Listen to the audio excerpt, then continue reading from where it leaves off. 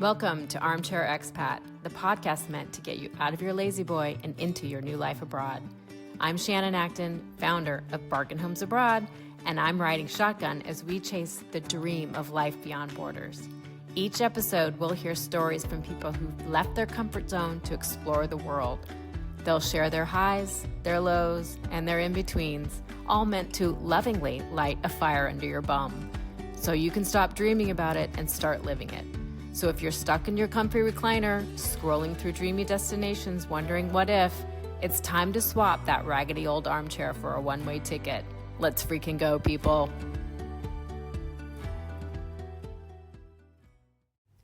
If you're an American living abroad, you probably already know that dealing with U.S. taxes can be overwhelming. Between FBARs, FATCA, and figuring out what counts as foreign income, it's easy to miss something important. And that's where My Expat Planning comes in. My Expat Planning helps you stay ahead of your financial life abroad with tools designed by enrolled agents for U.S. expats, without all the tax jargon. Whether you're planning for retirement overseas, managing investments, or simply trying to understand your tax obligations before filing, the tax professionals at My Expat Taxes have made it easier than ever. Because here's the thing. Planning today means fewer tax headaches tomorrow. If you are ready to take control of your expat finances and plan ahead with confidence, head to myexpatplanning.com to get started. Hi, Mary Alice. Welcome to the Armchair Expat Podcast. Hey, Shannon. Thanks for having me. I'm so glad you're here. I'm super excited to talk about your story because I think it is so adventurous and I just want to hear. So let's just start with your background. Paint a picture of what your life was growing up in the United States, where it was, where you went to college, and then we'll get into your next adventure. Sure. So I'm originally from Havertown, Pennsylvania, which is a cute little place right outside Philadelphia. It's in Delaware County, Delco, as people call it. You might hear my accent come through. It happens. So I grew up right outside Philly. Big family. I'm the baby of 5 kids. Never went on any exotic vacations. I mean, real blue collar, working class family. Our vacation was a week at the Jersey Shore. So I didn't have much travel experience, certainly in my childhood. But I was a very serious athlete, and that afforded me the opportunity to travel all across the United States. So I played basketball and was really fortunate in that I got to see much of the U.S. because of it, and ended up going to university on a scholarship. So I won a full ride Division I scholarship for university in upstate New York, Poughkeepsie, New York, at Marist College. Red Foxes. Went to the Sweet 16 my senior year. Awesome. Really, really, really cool. Yeah. And then I did graduate school. I studied social work and law. So I did that in Bryn Mawr, Pennsylvania, which is just a little bit further outside Philadelphia. Yeah. And then went abroad for the first time. I went to Spain right after graduate school because it was the 2009 financial crisis and there was just no work to be had. And I went to Spain thinking, I'll just mess around for a little while, see what happens. A couple of weeks turned into almost a year. When I did come back, I settled in Philly and I lived there until I moved abroad to France. Okay. Wow. So let's talk a little bit about that Spain experience. It was like an oops, I'm staying for a year. Like, walk us through that. How did that happen? Yeah. So I had a girlfriend who I went to high school with who had moved to Spain. And after I finished graduate school, I took myself on a vacation and I said, let me just go have some fun with her. And we hung out for a couple of weeks and she said, listen, you're going back to the US. If you can't find a job, just come back here and we'll have fun. And I was like, I'm going to find a job. Don't worry. And, 3 months of applications and, it didn't pan out. So I guess it was like my gap year, just a year or a couple of years late, right? I guess people do a gap year between high school and university. Well, I didn't get to do that. So I treated that like my gap year. Did you really have any aspirations growing up of moving abroad? I mean, you said you didn't travel internationally until that time, but did you always have that seed of, I'd love to live somewhere else, or no? I don't think so. I wasn't a very, for lack of a better word, cultured kid. I was really into sports, of course. But I didn't have an affinity for food the way I do now. I was a very picky eater. And I always feel like food is such a wonderful entry point into other cultures. So I didn't have that lens. Nobody in my family was well traveled. Nobody really talked about travel. Like my neighbors didn't travel overseas. Like an exotic destination was like getting in the car, for my neighbors, not for us, and driving down I-95 and going to Disneyland. Like that was like, oh my God, they went to Florida. Like very big deal, right? And then even in my circle of friends, and like my parents' friends, everybody was from Philly. Their parents were from Philly. Their parents' parents were from Philly. Nobody was from outside. It was just such an insular culture and everybody was very similar. So no, I didn't really even think about it. And the only reason I got exposed to it was, like I said, my girlfriend, she had gone abroad and she was like, just do it. And it just totally opened up. It was just like my brain was exploding. I was like, wait, what? There's so many delicious things to eat, and there's so many different looking people, and the music, and the vibe, and the atmosphere. And I was hooked. I was just absolutely hooked, like putting myself in completely different locations, and how natural that felt. Like I never had homesickness. I never had like missing, where I was from. That just wasn't a thing. It was just like instant love just being abroad. And so then you came back home and you set up Yeah. roots in Pennsylvania. Yeah. Yeah. Did did you have that pull once you were back and say, "Someday I'll go back to Europe Yeah. I or thought I would. abroad"? Okay. Yeah, I thought Okay. for sure I would go back. Like, I came back to the US and I thought, okay, like, let me just get some stuff together here and then, like, go back and get settled and, like, try and start a career abroad. Like, that's what I was thinking, right? But then me and my husband started dating. And so that went out the window. But I had found like a grown up job, like in an office. I had to wear pantyhose and like it Oh, was nice. awful. Yeah, it was terrible. It was so terrible. But we were still in an economic crisis. And my sister, she got me the connection and she just was like, you must hire her, please. Like, she's driving me crazy.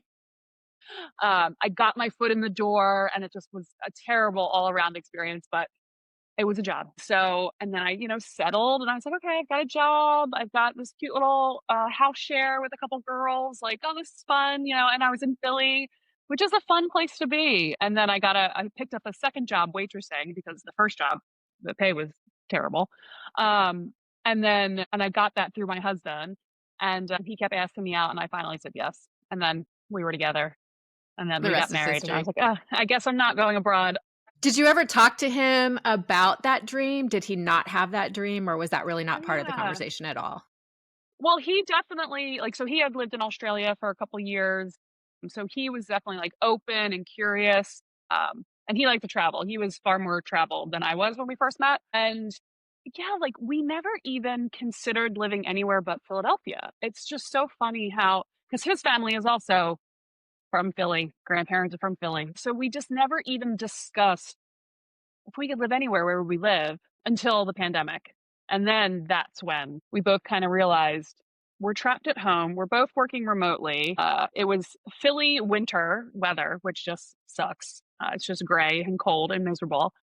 And I just remember saying to him, like, why do we live here?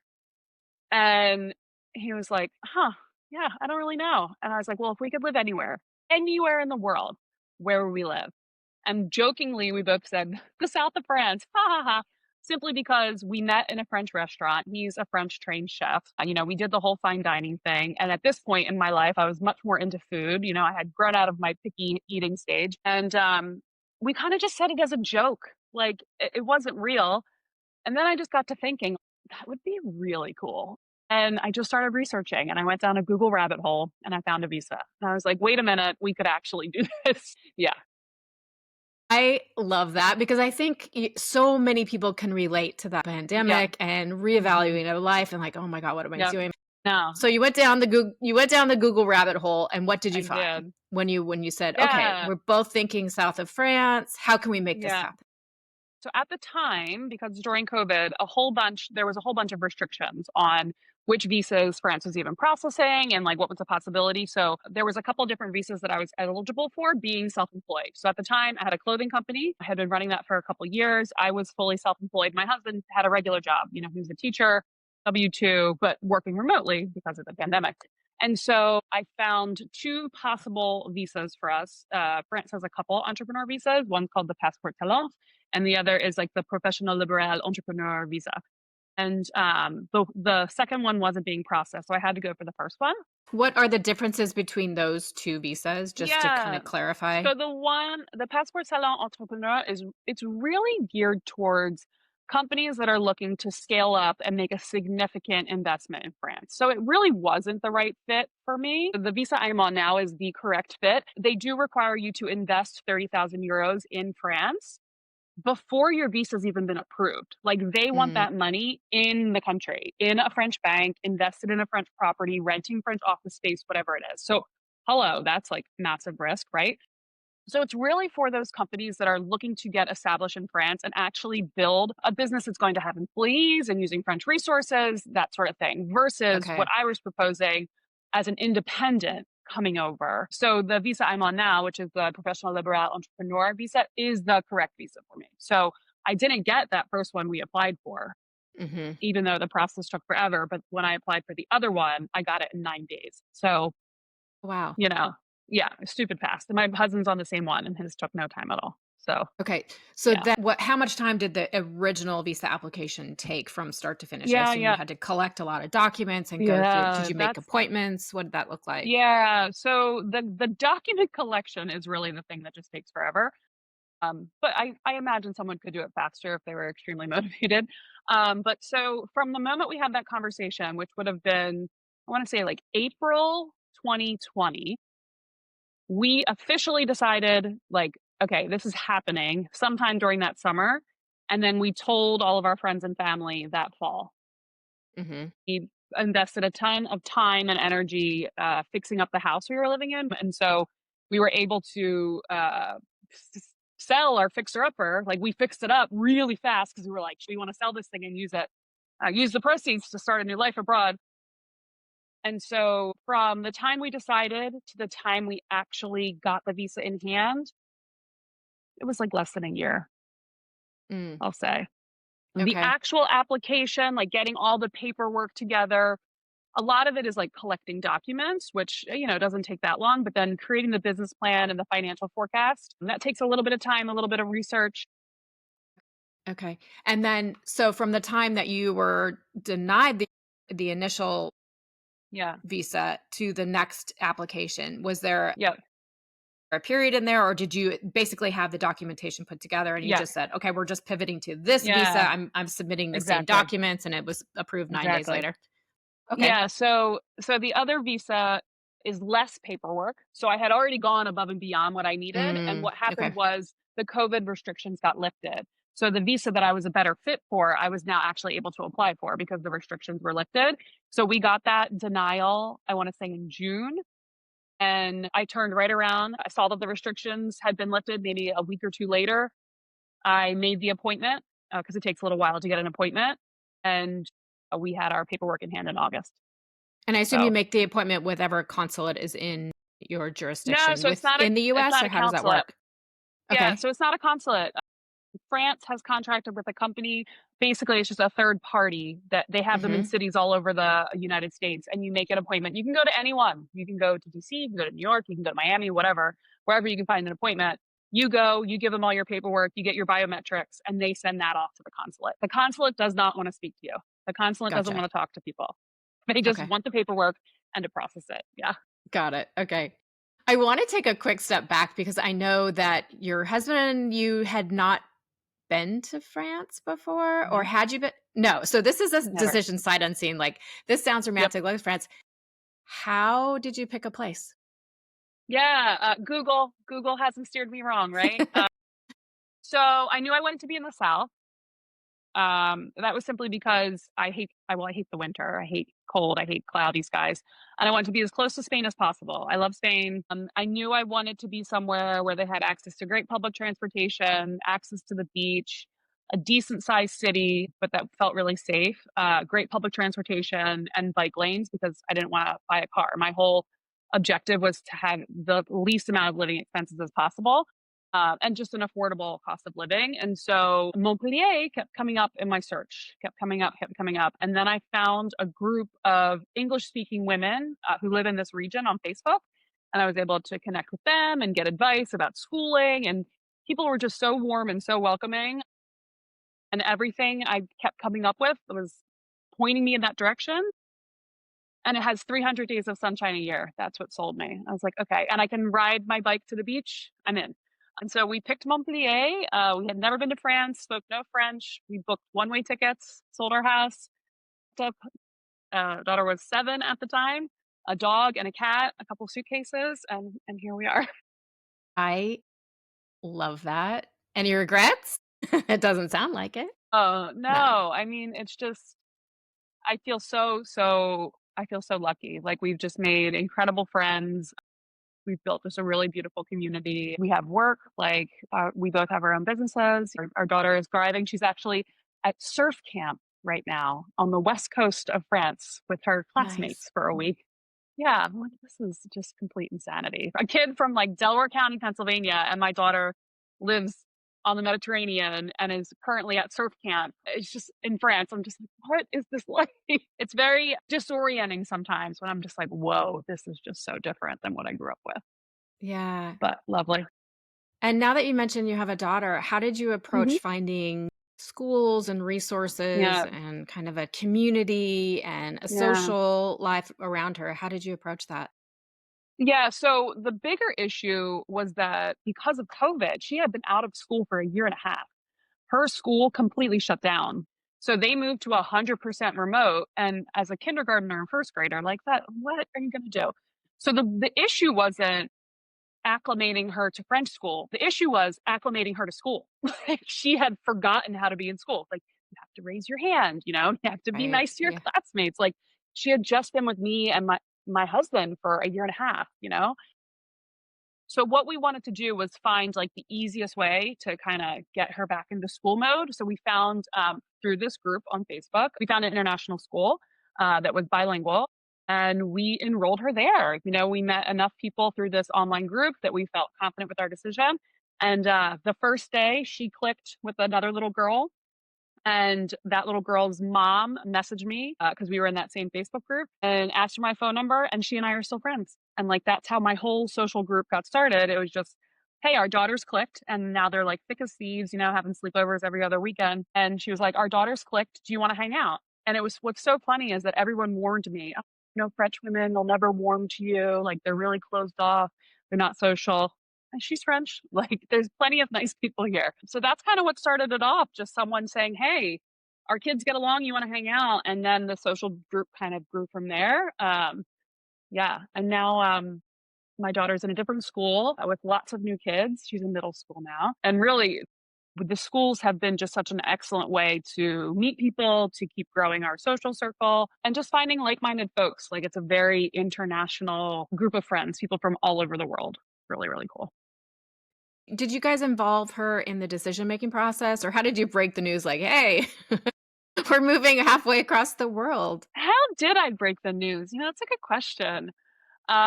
Again, like it was thick of COVID and we were all just like lonely. And also, she was so young. I think it was hard for her to conceptualize like how far that is. So it was just kind of like, hey, we're moving. And she was like, okay, like, does the dog get to come? I'm like, yeah, of course the dog is coming.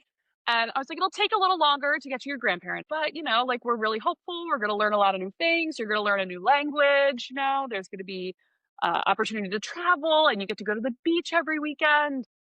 Yeah, she didn't take much convincing. And now looking back, like, how does she feel about it? Does she talk about, like, "I'm so glad we did this," or have there been moments Yeah, of a little bit more like, "I miss being in the States," or none of that at yeah. Sometimes she'll say she misses her grandparents or her cousins. We get that a lot. She is the youngest of all of her cousins, so her cousins are like getting older. They're going to high school and college, so they don't have much time for her anyway. And her one grandmother does come to visit. She's happy to get on a plane, and we're going to travel all over. We're going to go to Paris, and then we've got a big trip planned to Italy. So um, it's funny. She fits right in. She is an extremely artistic child. I joke that I live with Picasso, and I just have paint everywhere. Um, and so that works really well for her because she has access to really great art education. And she's a total foodie. Like she will eat anything. She likes to try new things. She likes to cook. She's got a really great palate. And she's just curious. Like she's taken it upon herself to now learn Spanish. She's on I have to shout her out, 127-day streak on Duolingo on Spanish. So she's just Nice. jazzed about that. So it suits her. Like, it really does suit her. I was an extremely athletic kid, and so being in the United States was perfect. I wouldn't have had the athletic career that I had here, but she's not an athletic kid. Like, that's just not her thing, you know? Hmm. So it definitely suits her personality. There hasn't been really too many times of missing it or wanting to go back. It's random things, like we'll miss like a very specific donut from this little bakery near my parents' house, or we'll miss a Crunchwrap Supreme from Taco Bell. Like, yes, missed that. It's these very little specific things, but it's never like, I miss America, like I miss the United States. Again, Hmm. but we left at such a strange time. We were just so isolated, everybody was. So it's hard to miss something that you weren't really in, you know? Yeah, definitely. Okay, so Yeah. you've sold everything, you've bought the Yeah. one-way tickets.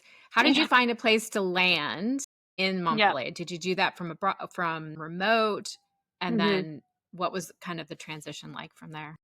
Yeah. So through that Facebook group, I met a woman who helps with relocation, and she was going to be our boots on the ground helping us find a place to live. But in order to even get the visa, you already have to have a place to stay. So we booked two Airbnbs, like one for 3 weeks and one for a week. So we had a month of accommodation. So we had like a clock. We better find, our place to live. And so as soon as we got there, you were there for a day. My daughter started school the next day. Like, we got there Oh, at the end of wow. August. Yeah, there's like no easing in. It was just like, okay, we're new in this foreign country, time to go to school. We got on the tram and like we're off to school. Oh, and I didn't even tell you the craziest thing of all of this. We were part of a documentary. We were followed around by a French production company for 6 months. Like, the month before we left, they came to the United States and like filmed us and Wow. stuff, and then followed us around for 6 months, doing all of this like with a camera crew, being like, "What's going on?" and like trying not to look like an idiot.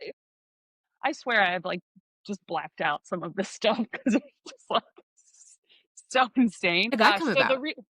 So the relocation person we were working with, she had been approached by TF1, which is the biggest like media production company in France, and they had said, "Hey, do you have any clients who would look good on camera and just so happen to be self-employed?" And she's like, "I do," and that's how. And it just Wow. so happened, like, and then that Timing. they connected us. Yeah, yeah. So that was just an absolutely bizarro experience. Like, it was just so freaking weird. Also, kind of cool that we got to capture those blunders and mistakes and memories. But again, I forget it happened. Like, they'll play reruns. They'll play reruns and I'll be like out at the store. Even worse, they played reruns. The next day I had my oven replaced and the guy looks at me, he's like, "I know you." I was like, "I'm sure we have never met." He's like, "You were on my TV last night." I was like, "My God, this is so awkward." I was like, "That's like a 4-year-old documentary." He's like, "That's so cool." This is just so weird. But yeah, so the first thing we did was find a place to live, because we were advised that without a permanent address, it's just so hard to get anything done. Like, I couldn't set up my business, I couldn't finish my visa. So like, you get the visa to come over, and then you have to validate it within so many days of being here. And in order to do that, you need a permanent address. You need a utility like attached to the address. You have to open a French bank account, like, and you can't do any of that if you don't have a residence. Okay. And I mean, I know people who were able to take an Airbnb and kind of make it work. Like, they got rental insurance for the Airbnb and then use that as their Mm. proof of address. But we just made it a priority. And thankfully, it is really tricky to get housing as self-employed people in France. They want to see permanent work contracts, but thankfully, between like our savings, and that we went directly to an owner, like we're not working through like an agency, we were able to get this place, and we've been in the same apartment ever since. I have heard that it's a little bit tricky in It's many definitely tricky. places to Yeah, find places, yeah, especially. Yeah. yeah, Um, and just to clarify, so when you got the visa initially yeah, approved, you didn't have to have like a annual contract. The Airbnb for a couple of months yeah. was Yep. sufficient to That's give you the totally fine. leeway and then Yep, find something. Okay. So that's that's totally different fine. from Yeah. some places where you have to have Okay. actually like a full long-term lease No, signed no, and no, no. ready to go. Okay. You That's just good have to to know. have somewhere where you can stay, and it can even be like somebody who already lives in France. who says this person can stay with me, and they provide a Mm, copy of like their ID, and they have to write a letter and sign it and date it. That's even sufficient. But the French government wants to know that you have a place to land. That's like not a hotel. Um, yeah, because they don't want it. All comes down to liability and risk. They don't want someone to land in their country and be broke and homeless, right? Of hmm. course. Sure. So they're always just making sure, okay, you have this, you have that, you're covered. You even have to have your plane ticket purchased before your visa appointment, which is kind of insane when you think about it. Yeah. Any You have to have other? proof. Okay. Is there So any many other weird like things. really So many random weird things. things to know going in? You have to have a health insurance cover, like catastrophic health insurance cover for 3 months. Like in the event you got in a serious accident. So there's the housing, the plane ticket, the catastrophic health insurance cover. I think those are the three main ones. Mm, But we had to get like the top tier plane ticket just so that you could change it, because you don't know how long your visa is going to take. It could take 10 days, it could take 3 months. So you have to get the ticket where you can change it. It's just it's all very, sometimes it feels very much like, you're putting the cart in front of the horse, but yeah. it's like Yeah. you kind of have to, you just kind of have to do what they tell you to do so that you can get it done and get it approved, you Yeah. know? And understand certain Yeah. things are going to have to be paid for and resources up front Yeah. and Yes, yes, yes, be yes. as flexible as possible. Okay, that's good Yeah, to know. totally. Yeah. Okay, so you're now in France, you've landed there. Hmm. Now your next step is to, well, we covered find a place to live, but opening a bank Yeah. account, utility, like all of Yeah. those logistical things. So hard. How did you find those? How did you navigate them? Did you have Yeah. help? Yeah. Did Yeah, you we kind did of hire help.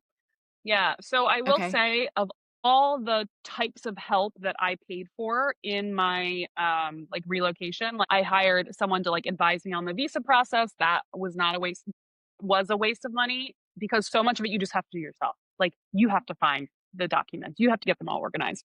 Right? I would not spend money on that again. The best money spent was the actual on the ground people who speak fluent French, who can help you find your apartment, get your utilities set up. Here's the bank to go to, like especially when they have the location. Like it's not just they're not in Paris and I'm here in Montpellier. Like they know Montpellier. They have the relationships. And so they literally can hold my hand, pick up the phone and call the utility supplier, take me to the cell phone place and get me my cell phone. Like that was hands down the best money we spent for the move. Like no Mm, doubt about it, because we spoke no French and we were new to this country, this city, this culture, this language. So that was worth every single penny. Yeah, they set up everything for us. So they found our apartment, they got the utility set up, they got our cell phone set up, the internet set up. Um, yeah, that was worth it. Worth the money. good advice. And how did you find Yes. this resource? Was it through a It was referral? through Was the it through your Facebook group. Facebook group? Okay. It was through the Facebook group. So Do you it mind was through sharing the what that Facebook group. Facebook group is? Yeah, it's called Languedoc No. Ladies.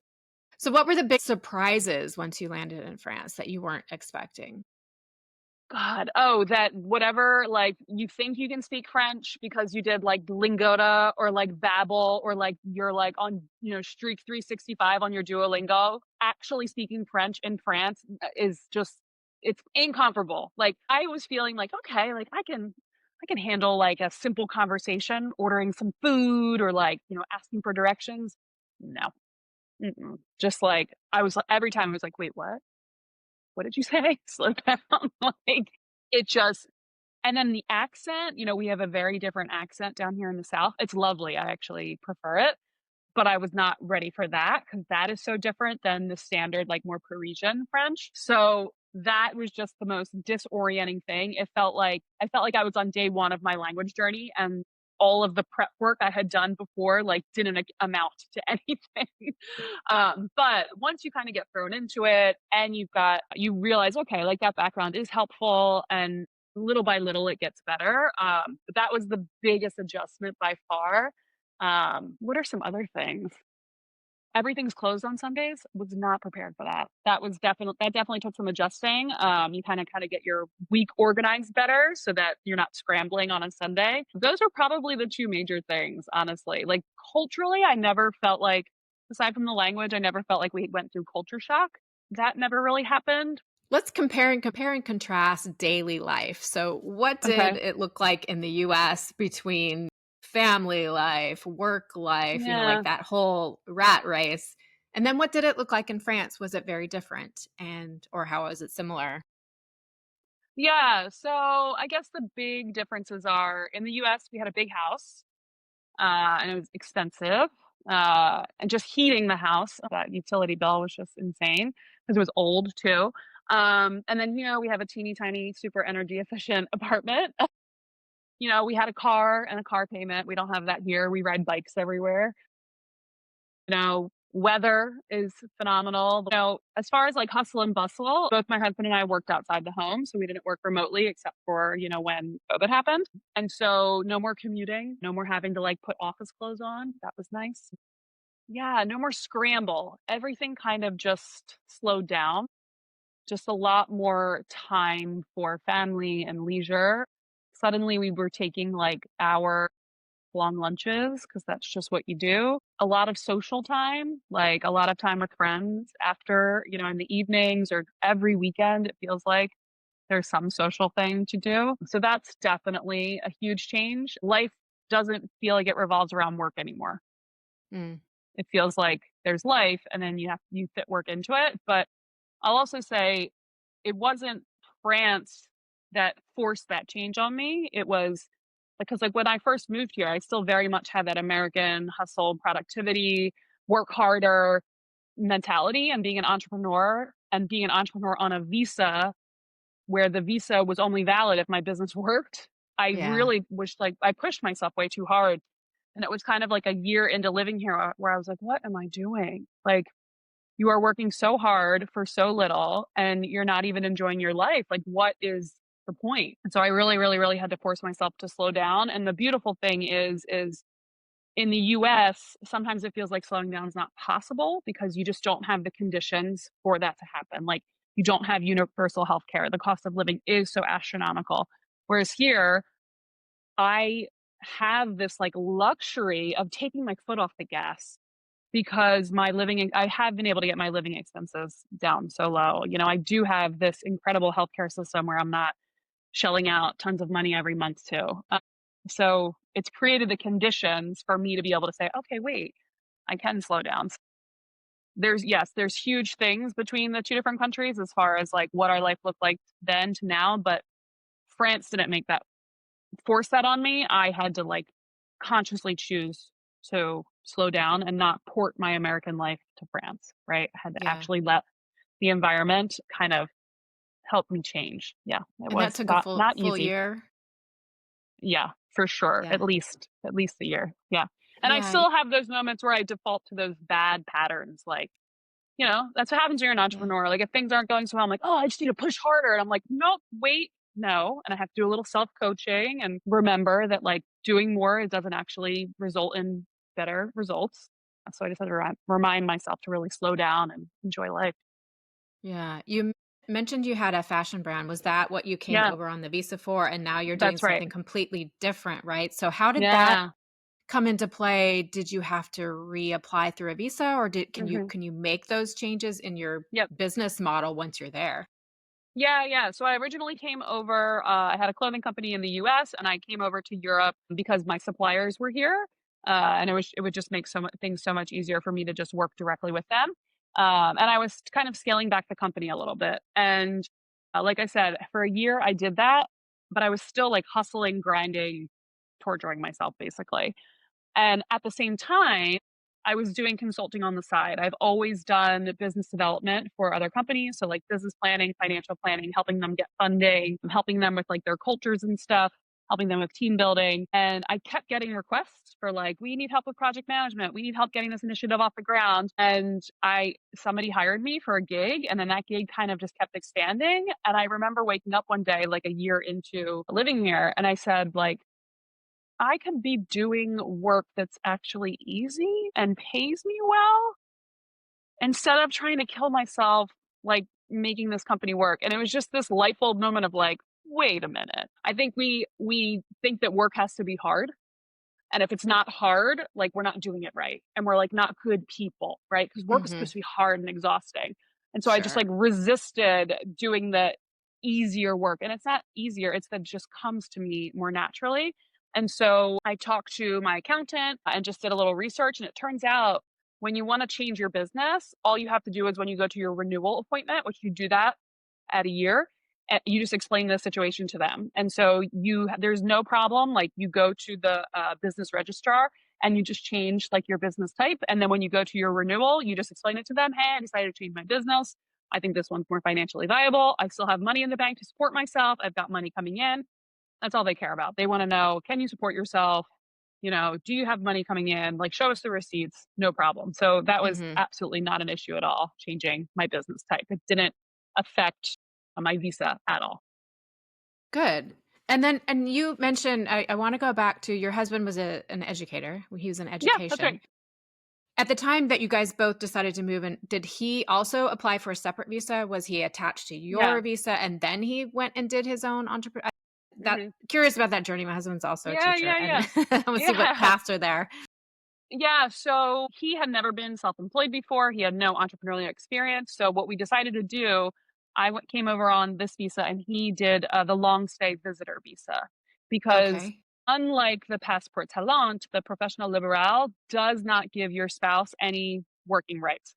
What's really cool Good about to the know. passport talent, if you can get it, is it grants working rights to your spouse. And they can work for a French company. They can do whatever they want, which is like that's the best kind of visa you could get.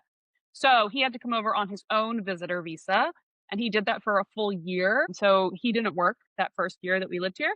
And then, which to be fair, being an immigrant is like a full time job. There's just so much stuff you have to do. Like you have to go to all these classes, civics classes, French history classes, French language classes. So he decided, okay, like I'm going to give this entrepreneurial thing a go. And he went back to the US and he did the exact same thing I did to get my visa. So he just applied for a whole new visa and he got it. He booked a flight to the US. I think he gave himself 3 weeks and he got the visa in like a week and a half, I want to say. It was Okay. super fast. Yeah. So he's Interesting. on the Okay. same visa I'm on. We're on separate Now, visas, but it's the same visa type. Yep. Yeah. but your daughter as a dependent was able to, Mhm. you were able to attach her to your visa versus Yeah. a, So the a way it works spouse in or France, partner. yeah. So the way it works in France is your children automatically have the same like residency rights as their parents. So because I'm on a visa, she's automatically like she didn't have to fill out any paperwork. Like I provided her birth certificate, of course, and I had to put her name down and stuff, but she doesn't have like any special identity card or anything like that. Hmm. So she's just tucked under my status. Are you on the path to citizenship? Is that your goal Yeah. or are you That okay? is my goal. Yeah, yeah. So hopefully, I guess within like 2 years, I think, maybe 1 year, I can at least start getting the paperwork together. I have a couple girlfriends here who have their citizenship applications in. So from when you submit it to by the time you get it, it can be like 2 or 3 years. It takes that long. But yes, that is my goal. And it's one of the reasons why I chose this visa and I chose France is that this visa does have a pathway to citizenship after 5 years. And in France, you can have dual citizenship between the US and France. So for me, that was just like a really attractive option. Yeah. But hopefully, I just have to get the paperwork together, I have to take a bunch of tests, and then there's like an interview to test your knowledge about France and French culture and French history. But yeah, that is my goal for sure. Let's talk a little bit about cost of living and daily expenses Yeah. and compare it to life in Philadelphia, and what it's like in Montpellier now. Yeah, yeah. So I think I used this like calculator. It might be called like Numbeo or something. Mhm. Mhm. And it ends up being about half the cost. But also keeping in mind, like our life is just so different. I don't have a 2,000 square foot house anymore. I live in like I want to say it's like 900 square feet. That's still pretty roomy though for Yeah, Europe, I mean right? it's a 3 bedroom and we have a massive terrace. Like I have no complaints. Honestly, any more space, I don't like to. I hate cleaning, so I'm like if I don't, the less space the better because I don't want to take care of it. So yeah, and like our rent is high compared to our friends, but not high compared to the US. And like we don't have a car expense, we have e-bikes. Groceries are definitely more affordable. My sister tells me horror stories. She has 3 boys, all over 6 foot tall. I'm like, I don't know how you pay for anything. It's just insane to me. Groceries are definitely more affordable. And I always joke, and that's not so much a joke, but I always say, the things that make life really nice, like going out to dinner, going to a museum, are just so much more accessible. So when the three of us go out to dinner, me, my husband, my daughter, and we all like we share a starter, we all get a main course, and we might split a couple desserts. We get a couple glasses of wine. My daughter gets a soda. It's 65 euros, pretty consistently 65 euros. So in US dollars today, what is that? 80, 75-ish, 80, yeah. 80, Yeah, 85? Like, I think that's pretty great compared to we went out to dinner when we visited the US, and I think we spent like 120 for each of us to get easily. like one little, yeah, I mean, it's just insanity. So the things that make life really nice, being able to travel.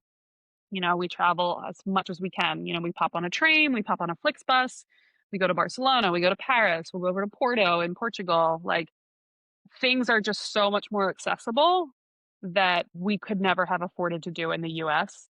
Hmm. And now that we're both self-employed, we used to be so restricted by my husband's schedule and the way the French school calendar works. So every 6 weeks, my daughter is off for 2 weeks. So it's a lot of breaks. I think French children go to school the least of all children in Europe. So we have like a lot of school breaks. So that just means we travel, we travel as often as we can. And it's not fancy. It's just like hopping on the bus and going somewhere cool for a week and, finding a cute little hotel or a house to rent and just eating as many delicious things as we can and going to as many museums as we can and going on hikes. And yeah, I mean, but the cost of life versus the quality of life is just it's just incomparable. And then of course the Hmm. healthcare, yeah, it's just absolutely out of this world. People say, "Oh, you must pay more in taxes," and it's like, really? Like, it's really not that much more. You pay your social charges, but the benefits I'm getting from that, Yeah. it feels like what I'm paying for. It's like, take my money. Like, this is great. I'm very pleased with this arrangement. You know. Yeah. Is there anything that besides Taco Bell that you miss about the United States? Ah, it's interesting. I definitely everybody says Mexican food, spicy food, like for sure. There is this like so I definitely become like a real foodie in my, 20s on. I started working at restaurants at the time, I met my husband. And what I loved about Philly, especially, Philly is a food town. Like we have every culture, we have every group of immigrants you can imagine. And they bring their foods with them and they don't water them down. They are what they are. And it's just, if you're in the mood for Korean, if you're in the mood for Colombian, whatever you want, like you can find it in Philly. Whereas we came here and it almost felt like you have some level of diversity in the food scene, but it's like they're kind of trying to please the French palate, Mm, And so it's like it's just watered down a little bit. It doesn't have as much fun, it doesn't have as much contrast. And so I miss that. I miss this like real diversity. Like that's what I love about America is like there's just so many different cultures and there's just this like liveliness and that feels missing in France, I'll say. That for me is the biggest one. Having to be quiet is really difficult. Like we get yelled at a lot when me and my girlfriends go out to dinner. So my girl group, it's like me, another girl from California, and then my two other friends, one's from South Africa and the other's from Chile. So like we're loud and French women are not. And so we get shushed a lot. So I miss that. I miss like having permission to just like be loud. But then we just cross the border into Spain or go to Italy and like everybody's loud there, so it's fine. But yeah, I'd say those are the big ones for me. Just like diversity of culture, diversity of food, and then just letting your hair down and letting loose a little bit. Like the French folks kind of look at us sideways when me and my girlfriends are just like really having a good time. But yeah, those are the big ones, I think. Are there any other social cues or unspoken rules that you found surprising Mm, besides, like a little being more subdued? be more quiet. Yes, yeah, definitely have to calm. I've been yelled at multiple times at restaurants. Um, and I always just laugh at them. I'm like, How do you okay. handle that? Like, do you Well, so the one time we were at an Italian restaurant run by an Italian woman, and she turned around to them and laughed right in their face. And she's like, I'm Italian, sweetie. Like, I'm not going to tell these ladies to shush. Like, we're all having a great time. Mm, And then one time a lady told me she was moving her table because I was too loud. And I was like, okay, bye. mm, What do you want me to do? So other cultural things. Oh, that they use a fork and a knife to eat a slice of pizza. That makes me mental. Like the whole beauty of a piece of pizza is you pick it up and you fold it and you got a little bit of grease running down the side of your hand. Same with the cheeseburger, right? Fork and knife. So anytime I'm out to eat, I like will be at like a burger joint, everybody's sitting there with a fork and knife, and I'm just like, and I can see them looking at me like this woman's an animal, and I'm like, I'm just not French. Like it's just I'm not eating a burger with a fork and knife. It's not happening. That makes me crazy. All these things are food related. I'm just been so in food for so long that that's all I think about. I guess other cultural things. Goodness. Oh, the trois bis. So we live in the south of France. You kiss 3 times. 1, 2, 3.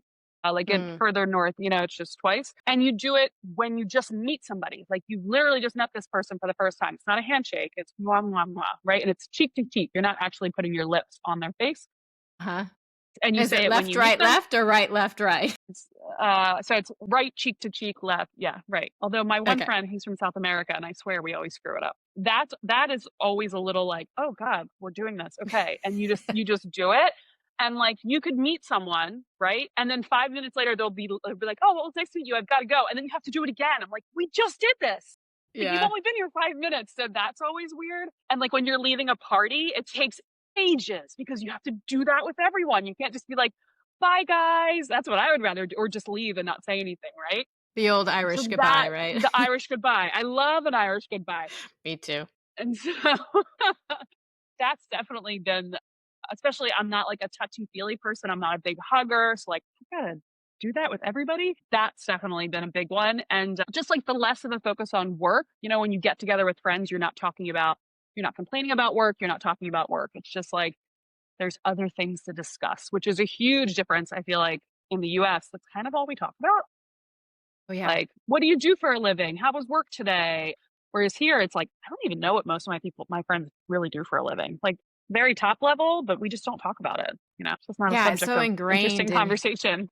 yeah, our identity here, I think, Yes, is really about. 100%. 100%. Yeah.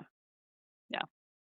Okay. Any advice you would give to someone who is thinking about making a move abroad, specifically to France? Yeah. I think because that's what you Yeah. and your husband picked sight unseen. Like, Yeah. what would you say to someone who's watching this podcast and going, "Oh, that sounds really fun"? Yeah. I mean, for us, I remember asking my husband, like, what is the worst that could happen? Truly, you move, you hate it, fumbling through language, not adjusting, you pack up your bags and you go home. If that is the worst thing that happens to you in your life, that you decided to take a risk and do something that the majority of human beings will never experience, and it didn't work out, if that is the worst thing that happened to you in your life, like, you have lived a good life. So that was my whole philosophy going into this. Like, if that's the worst thing that happens, I can handle this. And so we made a pact to each other that we would give it 2 years, that no matter how bad it was going, we would muscle through because we believed like we needed that much time to actually see if this was legit. And I remember just 12 months in looking at him and being like, you ready to go home in 12 months? And he's like, I'm never leaving. Like he's Frencher than I am at this point. But yeah, that would be my advice. Like if this is the worst thing that happens, it just doesn't work out. Like, come on, you've got to just try it. Yeah. And you've got one life, you're on this planet for such a short period of time when you really think about it. And you're going to hem and haw and worry, oh, is it going to work out? Just try it. And if it sucks, you go home, you go back somewhere else, you go try somewhere else, Yeah. that would be my advice, but I'm not a risk taker. I mean, I'm very calculated with the things I do, but yeah, that's what I would say. It's I'm curious if you ever had that, "Oh, moment, what have I done?" If I've ever had that moment, what have I done? It's always been exceptionally fleeting. Like Mm. I have a really bad interaction with somebody and I have this moment of like I'm going to go back to the United States. It's so short, it's so fleeting and the feeling never sticks. Just there are definitely these instances where I'm just like, ugh, I wish this would work better. Or I wish the customer service was better. Oh, this waitress is being snotty. But it's super duper fleeting. It's just it never lasts. Because the reality is like there's nowhere in the United States where I can see myself being comfortable. I wouldn't return to Philadelphia. Like there isn't a place where I feel like I could identify with. So the way I look at it, like I'm stuck here. I'm French, almost French. A couple years from now, I'll probably consider myself more European than American. Yeah, and if France doesn't work out, I'm just gonna go to Spain 'cause I love Spain. So all good. And now that you have it you've been there and you've had a chance, I assume, to see some other French places. Are Yeah. you happy with the choice that you made with Yeah. Montpellier? Yeah, yeah. Feels like It's, home? it feels like home, but the reality is it's because of the community we've built. I can't stress that enough. Like, I constantly joke with my girlfriends, like, "You guys, we're not allowed to move, right?" Like, because we're all adventurous. We're from all over the world, so, of course, any one of us could pick up and go somewhere else, but that's what keeps me here. It's the incredible community that we've built, the friendships we've built. I did not have friends like this in the United States. I did not have the depth of relationships that I have now, and I don't know why that is. I don't know if there's something about there's this shared mindset of people who are willing to risk, moving their family abroad and raising their children in a culture that's not the culture they grew up in. And there's this like openness and optimism, I think, that comes with that. So, like, when you find people like that, it's like, wow, like, there's just this click that happens. And it's not because we share a common language of English, and we don't, all of us. Some people, Spanish is their first language. Um, but it's just this, like, warmth and openness and this, yeah, this willingness to explore, and so that's what keeps me here, this friend group I've built. And then, of course, there's the sea, there's the accessibility. I mean, for us, for this stage of life that we're in, we have a daughter who's now in middle school. Oh my God. It feels so safe. I never worry about her. I never worry. Like, it's perfect for where we are in life right now. If I was, 22, there's not enough, it's not big enough city. It's like a village basically. It's 225,000 people. It wouldn't be big enough for me at 22. And maybe as like I get older, it won't be satisfying. But for right now, for this stage of life, it really is perfect for us. Okay. I want to leave with you actually do a couple of times a year, you do Yeah. a workshop. Can you tell us a Hmm. little bit about that workshop and who it's for and Yeah, what yeah, you yeah. cover? Yeah, sure. So a couple times a year, I run a workshop called Solopreneurship for Global Mobility, and it's how to use the visa that I am on to set yourself up as a business of one. So the work that I do now is I'm a fractional COO. So I work with small businesses, so sub 5 million in revenue, who have a really great product or service, but everything else about their company is just like a hot mess. So I'm in people's businesses all day, every day. That's what I do for a living. And so I know how to start a business. I know how to run a business. And I see so many talented people who have only, and my husband's a great example, who've only ever worked for another person, had a salary job, a W 2, and they don't even consider that entrepreneurship is a possibility. They're just so Mhm. locked into find a job, get a paycheck. Yes. And what they don't realize is that you have the skills, like they're all there. You just have to package them in a way and find the type of person, whether it's an individual or a company that's willing to pay you for those services. So I run this workshop to one, open up people's eyes to the possibility that you don't need a company to sponsor you for you to move abroad. You are the company, you are the business of one. And then I talk to them about this visa. So we break down all the nitty gritty, how to have a successful application, how to find housing, banking, healthcare, all that good stuff. It's 90 minutes. It's super intense. But yeah, people love it. I love doing it. I just love opening people's eyes to the possibilities. Stop looking Mhm. for a company to sponsor you. Yeah. You are the success. You can do this. You just have to think differently about how you package your skills and position yourself. Yeah, I love that because the questions that I get is how do I find a job? And it's like Yeah.